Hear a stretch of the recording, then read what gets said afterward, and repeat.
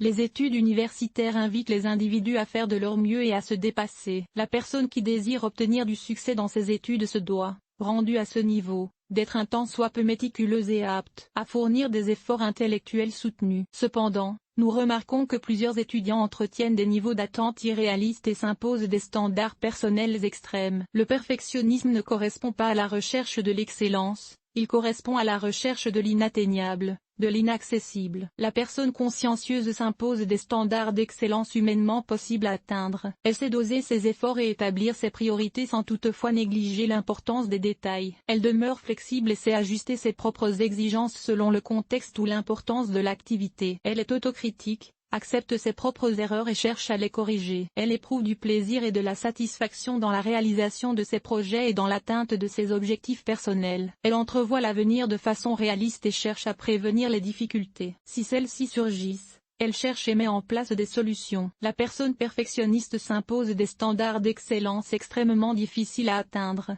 voire impossibles. Elle ne sait doser ses efforts, se surinvestissant parfois dans des activités de moindre importance au détriment de certaines plus prioritaires. Pour elle, les détails comptent autant que l'ensemble et elle demeure inflexible dans le choix de ses priorités et de ses façons de faire. La personne perfectionniste a de la difficulté à travailler en équipe et à déléguer. Elle doute constamment d'elle-même et n'accepte pas ses limites et ses imperfections. Sa valeur en tant que personne dépend de ses succès et de sa réussite. Elle se juge sévèrement et accepte mal la critique. La moindre erreur est vécue comme une cuisante défaite. La personne perfectionniste est une éternelle insatisfaite et ressent très souvent de l'anxiété, de la honte et de la culpabilité. Elle appréhende l'avenir et redoute l'échec. Le perfectionnisme se développerait sous l'influence de 3 facteurs, génétique, familial et culturel. De nombreuses recherches tendent à démontrer que plusieurs traits de personnalité, tels que le perfectionnisme, sont héréditaires. Nous venons au monde avec un tempérament et certaines personnes seraient davantage prédisposées que d'autres au perfectionnisme. Par la suite, toutefois,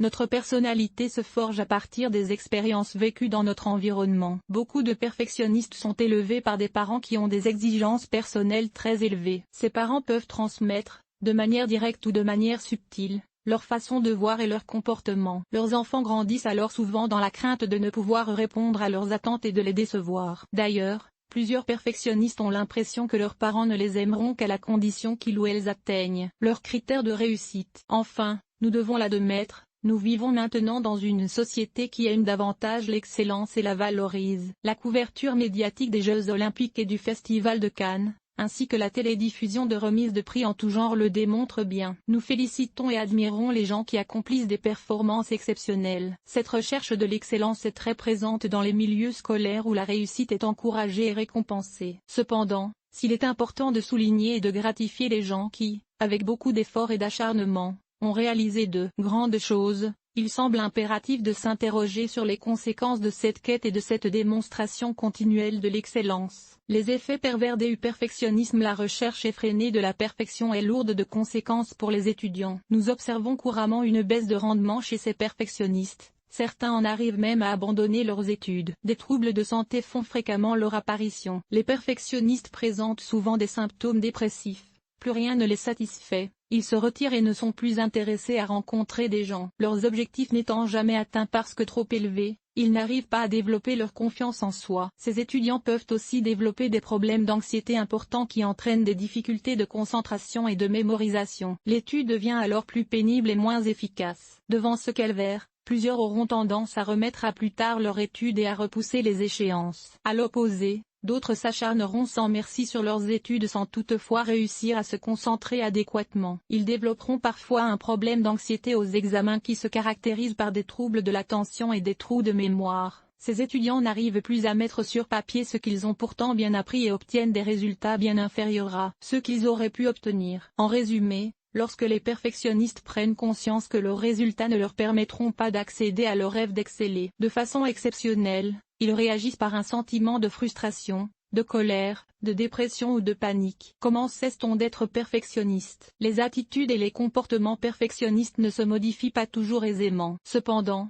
certaines réflexions et certaines actions peuvent vous aider à le faire. Prendre conscience de l'aspect néfaste du perfectionnisme. Si l'on désire surmonter son perfectionnisme, il faut, en tout premier lieu, prendre conscience des effets néfastes du perfectionnisme. Pour ce faire, Dressez la liste des avantages et des inconvénients qu'entraîne la recherche de la perfection. Vous pouvez, par exemple, vous demander si vous obtenez nécessairement de meilleurs résultats lorsque vous vous fixez des objectifs très élevés. Après cet exercice, vous constaterez fort probablement que cette recherche rapporte bien peu pour ce qu'elle vous en coûte. Remettre en question votre système de valeurs. Les perfectionnistes adoptent souvent un système de valeurs basé sur l'accomplissement et la réussite. Pour plusieurs, leur valeur en tant qu'individu est directement reliée à l'importance de leur réalisation. Les étudiants perfectionnistes croient que s'ils produisent des travaux de qualité, cela signifie qu'ils ou elles sont de bonnes personnes. Il est important de distinguer notre valeur personnelle de nos actes. Tout être humain a de la valeur bien qu'il subisse parfois des échecs. Modifiez votre mode de pensée. On retrouve à l'origine du perfectionnisme un mode de raisonnement souvent incohérent et erroné. La philosophie du tout ou rien est très présente chez les perfectionnistes. Des pensées telles que si mon travail n'est pas parfait, il ne vaut rien et je dois exceller en tout sont courantes. La personne qui adopte cette philosophie fait peu de nuances, se perçoit comme un échec et a peu d'estime d'elle-même. Les perfectionnistes ont également tendance à tout généraliser. Ils voient dans un événement négatif isolé l'illustration de ce qui leur arrive tout le temps. Il leur suffit d'un test échoué pour conclure aussitôt qu'ils ou elles ratent toujours leurs examens et n'arriveront jamais à compléter leurs études. Enfin,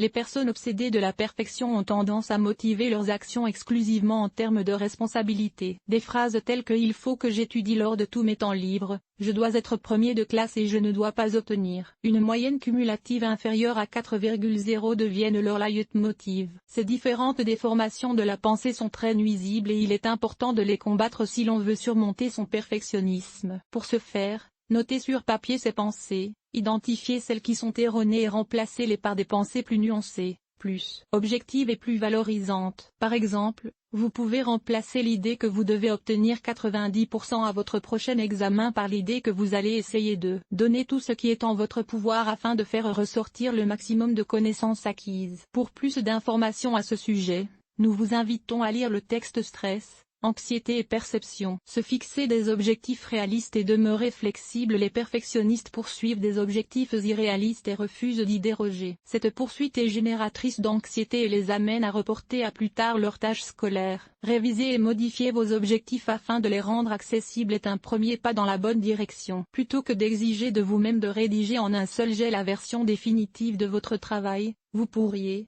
par exemple, vous fixez comme but de faire un brouillon que vous réviseriez par la suite. La personne qui poursuit des objectifs atteignables et qui ajuste ses propres exigences en fonction des circonstances cumulera des gains, gagnera davantage confiance en elle et verra, par le fait même, sa motivation augmenter. Plus vous vous fixerez des objectifs modérés, plus votre rendement et votre satisfaction augmenteront. Établir vos priorités. Les perfectionnistes s'attardent souvent à ce qui n'est pas essentiel. Ils investiront, par exemple, autant de temps et d'efforts dans la préparation d'un examen qui vaut 10% de la note finale que dans la préparation d'un autre qui vaut 50%. Afin de répartir votre temps de manière plus profitable, dressez la liste des choses que vous avez à faire et établissez un ordre de priorité. Suivez cet ordre et assurez-vous de bien doser vos efforts. Une tâche jugée moins importante ne devrait pas être exécutée en premier et ne devrait pas prendre plus de temps qu'une autre jugée prioritaire. Pour de plus amples informations, consultez le texte La gestion du temps. Valorisez le sens de l'effort. Les perfectionnistes entretiennent à tort la croyance que tout est plus facile pour les autres. Pour eux, devoir fournir des efforts devient une preuve de leur inefficacité. Il est temps de revaloriser le sens de l'effort,